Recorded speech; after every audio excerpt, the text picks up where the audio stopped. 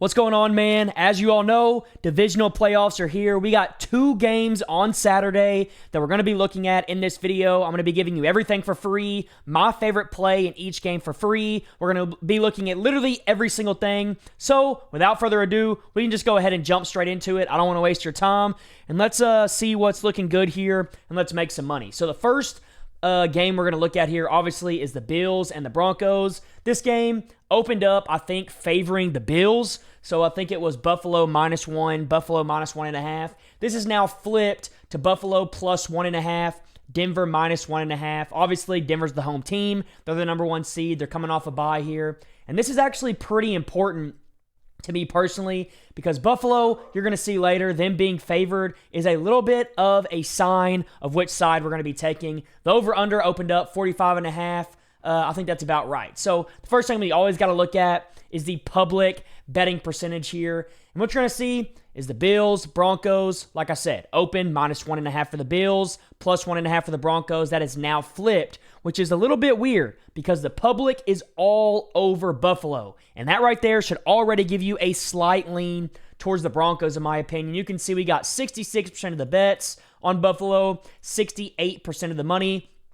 34% on Denver, 32% on Denver. And this line moving in Denver's favor, even though all the money is on Buffalo, that made me really start to think about what these sports books are thinking, and it should give you a little bit of insight into what side you should be taking, like I said. Now, secondly, after the money, we always got to go ahead and take a look at what the weather is going to look like. Bills, Broncos, I did hear some people saying the weather was going to be bad, but according to Action Network, the weather actually looks really, really good. Looks like it's going to be around 36 degrees, clear weather, 0% of rain, 8.69 mile per hour winds, which isn't much. Anything under 10, and we're looking pretty good. 36 degrees is really good, actually, for Denver, and the participation being 0% is really solid. So, weather, not an issue. Don't got to worry about it.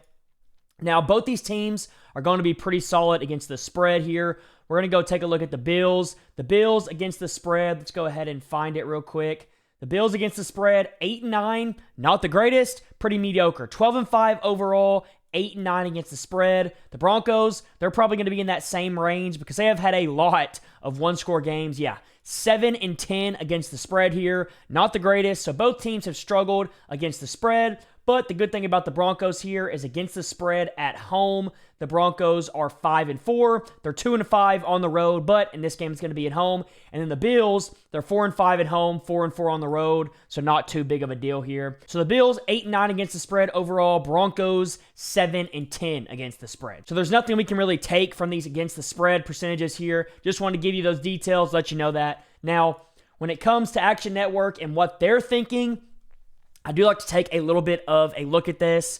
It says sharp action is coming in on the Broncos, and that makes a ton of sense because what I say earlier, Buffalo opened as the favorite, right? But even though more money got put on them than the Broncos, it still has flipped towards the Broncos' favor. And what that tells you is all the sharp money is on the Broncos here. So currently, the Broncos -1.5. I don't see this line moving at all. The sharp action is on the Broncos, which is a telltale sign. Now, when it comes to these two teams on offense and defense, there's a few different things I want to show you. So offensively, the Bills, they definitely have the edge here. They are a very good offensive team. So let's go ahead and look at these numbers. EPA per play, expected points added, kind of just gives you a baseline view of how good a team's offense is. The Bills, 1.45, third in the NFL, great. Success rate, the Bills are second in the NFL with a 48.8%, which is really, really good. Dropback EPA, they're going to be up there 4th. Success rate, 6th in dropback. So these are passing plays. And on the ground, we all know James Cook's had a great year as well. They've been able to run the ball basically against anybody. They're second in rush EPA, and in success rate, they're second as well. So this offense for the Bills is absolutely outstanding here. Now, what I do want to look at is let's take a look at the Broncos, and let's see how much worse they are than the Bills. When it comes to EPA per play overall, they're 15th in the NFL, so right around the middle of the pack. Not terrible, not great either. Success rate, they are 19th, so they actually get a little bit worse here. So this offense for the Broncos overall is pretty mediocre. I'm going to guess that against the pass, they're even worse. Where are the Broncos at? They're actually not too bad against the Pat, or when they throw the ball. Drop back EPA per play, 13th, and then drop back success rate with that guy Bo Nix is 25th. So actually I was right. They do struggle when they throw the ball a little bit. They're going to use a ton of play action. They've been doing it all year. They're not going to change now. 25th is not great. That is not what you want to see. But when it comes to running the ball, the Broncos are a little bit better. 16th in EPA per play, and then rush success rate, they're actually 11th, which is actually pretty good. So when it comes to these offenses, the Bills have a huge advantage here. Now, when you go over to the defensive side of the ball, this is where it completely flips on its head. So EPA per play, the Broncos, where are they at? Let's go find them real quick. I don't see 8th in EPA per play on the defensive side of the ball. They are first in success rate. First overall as a defense in success rate allowed, which is outstanding. This is why they're one of the best defenses in the NFL. When it comes to what they do against the pass, they are 9th in EPA per play. Drop back success rate, they are, let's find it, first. So against the pass, when it comes to success rate allowed, they're first. EPA against the pass, they're 9th.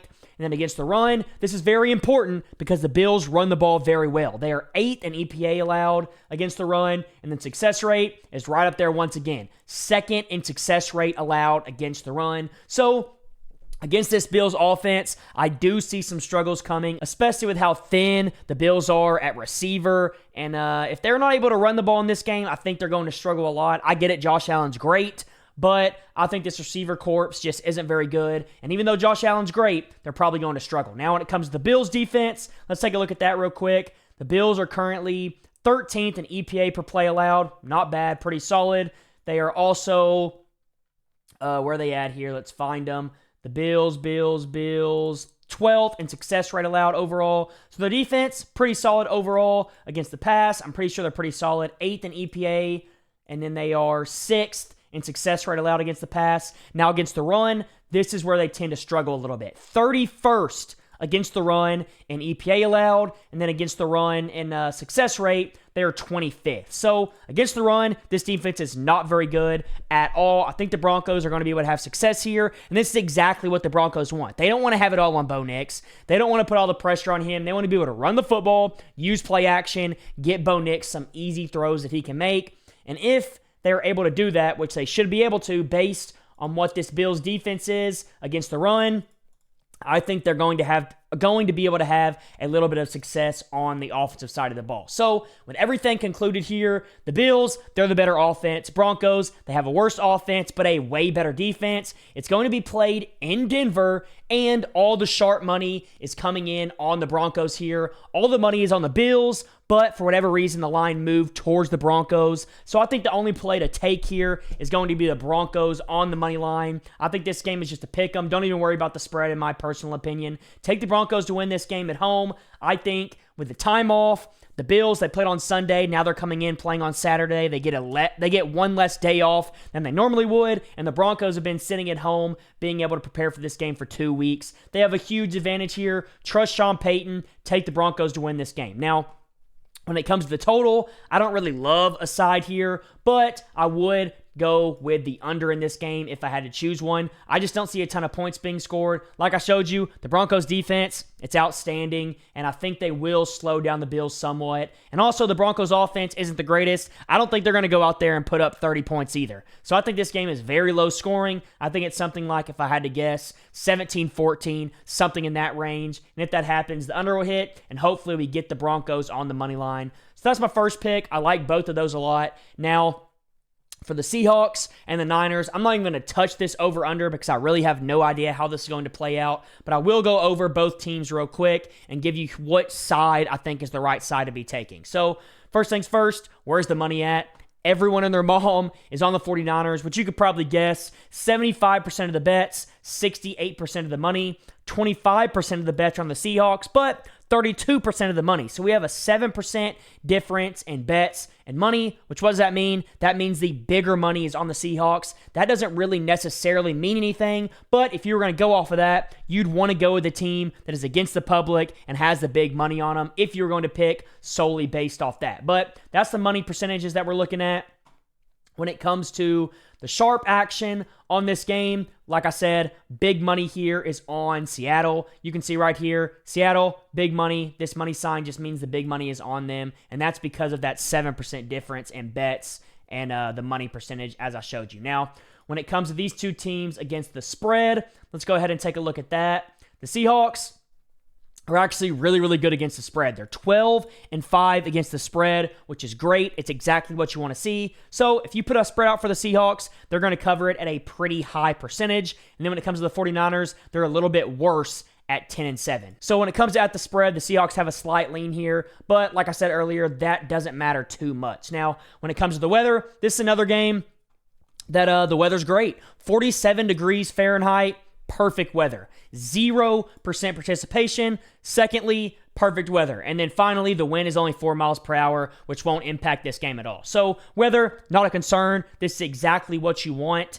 in a football game. We don't want to see that, or some people like to see the snow. I personally don't. I like to see these both of the teams play at their full ability, and that's what these weather conditions and both of these games are going to give us on Saturday. So I'm excited for that. Now, when it comes to both of these teams, offensively and defensively, I think there is a team that is clearly better in this spot. The team, offensively, we're going to look at first is the Seahawks. So EPA per play, when it comes to the Seattle here, they're 14th. That's obviously not the greatest, but when it comes to success rate, they're actually pretty solid. They are 8th in success rate in the NFL so far. When it comes to when they throw the ball, they're 8th in EPA.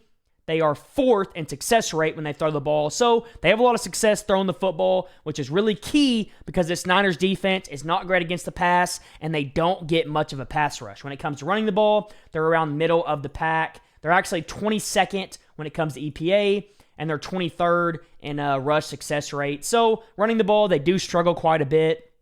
Now when it comes to the Niners here, let's go ahead and take a look at them because we know Shanahan, he always has his guys playing at a very high level when it comes to EPA and success rate. 6th in EPA per play, 3rd in success rate. Drop back EPA, 6th for the Niners. Drop back success rate, 3rd for the Niners. And then when it comes to running the ball, they're 10th in EPA, and they are, 13th in success rate. So this Niners offense, really, really good. I would give the Niners a slight edge on offense, but the issue with this is George Kittle is not going to be playing in this game. Also, Ricky Pearsall is questionable. We don't know if he's going to play. If he plays, it's going to help out some, but without George Kittle, I do not like this Niners offense as much. Are they still super efficient most of the time? Do they find ways to score against the Eagles? Yes, but this isn't the Eagles defense. This is Seattle, and I'm about to show you why this is such a big deal. Seattle, they're outstanding on defense. 1st in EPA per play, 3rd in success rate. When it comes to defending the pass, they're 5th in EPA. They are 4th in success rate. And then against the run, 1st in EPA, 1st in success rate. So this team, they're not going to allow you to run the ball much. They are very good against the pass. They get after the passer pretty well. They're very good in the secondary. And we saw that the last time these two teams played. There was no George Kittle, and what happened? The Niners weren't able to do anything on the offensive side of the ball. 3 points in that game. Yes, could they have scored a little bit more? They have a few clumsy drops by Christian McCaffrey specifically that led to an interception. Yes, but I do not see this Niners team scoring 20 points in this game. They are going to struggle a lot. I think this Seahawks defense is way better than the Eagles. Now, the Niners on defense, they're absolutely horrendous. What I want to show you here, let's go ahead and find the Niners. EPA per play allowed, 24th. Success rate allowed, they are 30th. So 24th in EPA, 30th in success rate. They suck against the pass, which is where the Seahawks offense thrives. They're 25th there.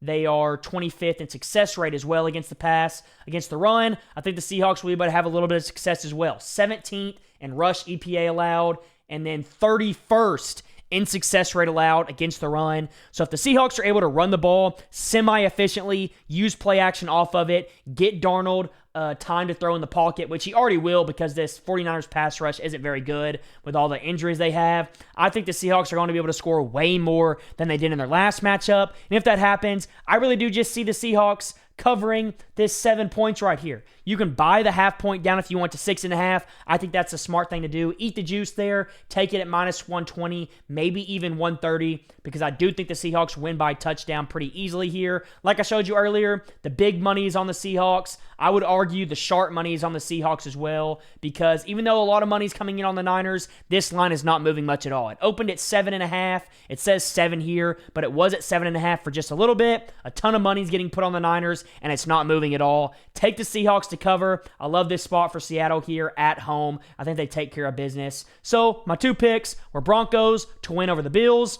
Seahawks to cover the 6.5. I'm not touching the over-under in the Seattle game, but in the Bills game, if I had a lean here, I would say the under, but I'm not going to be taking either one. So go lock both of those picks in. I hope you enjoyed the video, and until next time, let's all go print some money.